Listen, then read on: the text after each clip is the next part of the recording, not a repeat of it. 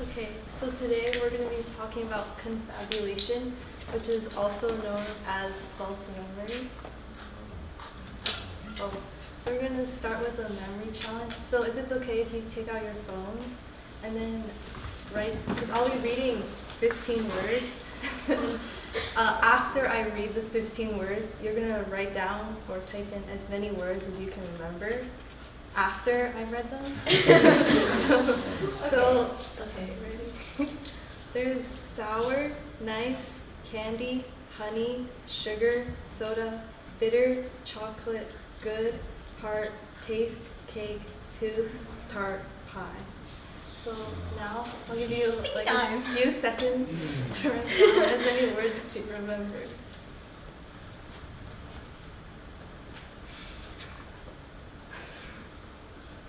We'll just give you like 20 seconds.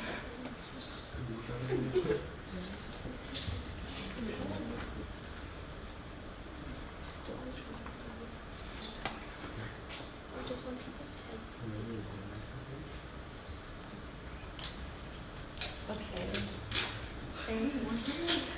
Okay, just as many as you can. Just not all of them. Yeah, you don't have to write all of them, just... Oh, I can't. Okay. Okay.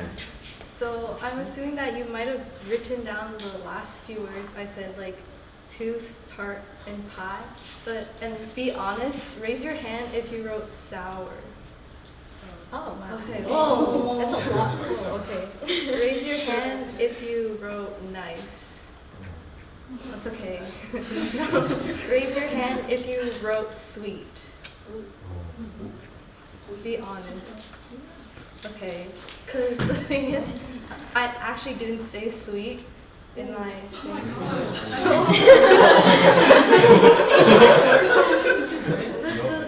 This is just to show how false memories actually occur like every day, and it happens really easily. Okay, so what exactly is memory? Many scientists are still actually trying to figure that out because it's so complicated, but they have found out that it doesn't occur in a particular place, but it's a brain-wide process, so basically it's in different parts of the brain and they work together to create a memory. On the other hand, false memory is when a bunch of people remember things that didn't really happen, or they remember little details that that didn't really happen. This can happen to anybody, like Dana said, and it's based on uncertainty, so they can be either minor or very big gaps. So there are many internal and external causes for false memory. So if you have like holes or gaps in your memory, then some people might fill them or create like a false memory so that your memory makes sense. And then also some people would create traumatic events in their mind that never actually happened, and that would affect their ability to function normally every day. And there's also external factors, such as this thing called illusory truth effect, which is when you or other people continuously repeat a false statement, and if you continuously repeat it and then you think of it, then even if it's false, you'll think it's true, and then it'll become a false memory. There's also fake news that is very misleading and could also lead you to make false memories.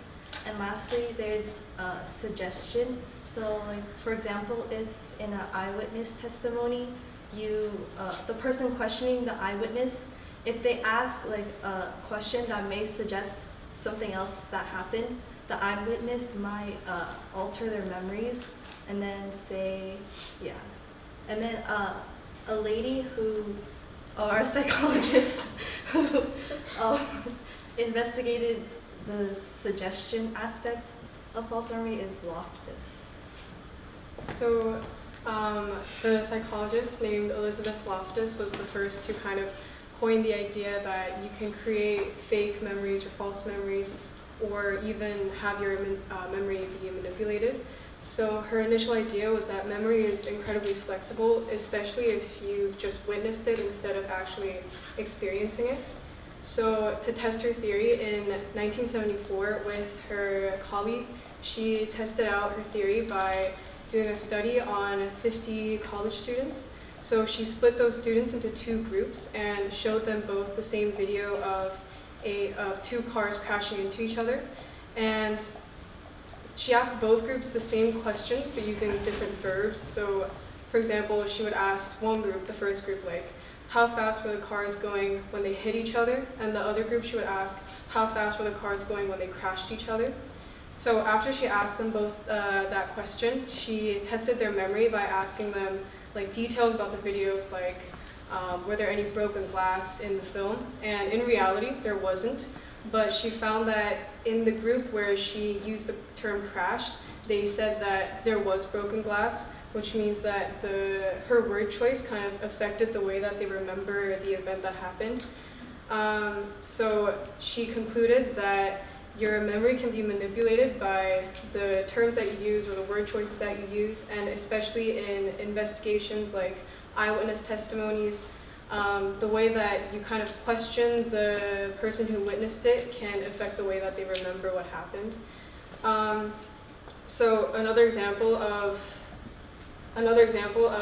false memory is like it was an online phenomena a couple of years ago. I'm not sure if you guys have come across this, but I can only describe this as like collective confabulation because the thing is called the Mandela effect, and it's basically when a bunch of people remembered something to be one way when in reality it was another way. And people have speculated that it's like parallel universes or time travel or the butterfly effect, but educated people have said that this is collective confabulation. So these are some examples, the most popular examples that people got confused. So just for example, the first one, which one? Oopsies. Okay. Okay, a lot of people thought that Febreze, like the famous spritzing company, was spelled like breeze, like with two E's, but a few years ago people were very shocked to find that it's actually with one E. And another example was Pikachu. Everyone thought that there was like the black spike in his tail, but he actually didn't. And the Monopoly Man, everyone thought that he had a monocle, when in reality he didn't. And there are a lot of other things as well, like in movies. People thought that in Star Wars, like the most famous line is, "Luke, I'm your father," when in reality it's actually, "No, I'm your father." And I'm not sure why, but this all came to light just a couple of years ago in like the matter of 1 year. So yeah, that was the Mandela effect. And some other examples of false memory could be, like Dana said, you could create like traumatic experiences that never happened, or if you did have a traumatic experience, you sometimes create false memories to kind of make it not seem as bad, which is kind of like a coping mechanism. And as we've mentioned, there are actually a lot of dangers that come with false memories, which is what we're trying to solve within this presentation. Like for example, prosecutors sometimes use this as an actual tactic to kind of get the person who was accused to kind of believe that they committed a crime that they never did. And there's a saying that I've heard a lot, I'm not sure if you have, but there's a saying that you could convince yourself that you killed someone in a matter of 5 minutes, even if you haven't. That all depends on how the person who is questioning you like words their sentence. So that could be dangerous in terms of justification of crime or eyewitness testimony, and that's why a lot of people have said that eyewitness testimonies aren't as trusted right now. And some other minor examples could be like in your everyday life. I, for one, I'm not sure about everyone else, but I sometimes think that I definitely did my homework, and then I go back and I actually haven't. So you could create memories like that that kind of mess with your like education and your academic life and things like that. Okay, so there are actually 3 ways to prevent false memory from happening. The first way is just start a diary, like start writing down what happened to you that day. You can also do like scrapbooking, I don't know, create vlogs, anything really to just write down what you felt that day, what you did really. The second way is finding evidence to back up memory, or like just don't blindly trust people when they tell you a story. So if someone tells you a story, don't just believe it immediately. Like try to find evidence of like that you personally have, like from your own memory, or like I don't know, other people's opinions, and then try to oh dear, oh okay, and then try to use that to create like the story rather than just completely believing that. And the third is asking the right questions. This doesn't really apply to us for us every day, but if someone is telling a story, don't try asking closed questions. So don't ask like, oh, was the person's hair color brown? Try to let the person tell their own story on their own accord. And if you do ask questions, try to make them very broad so they can elaborate more. Yeah.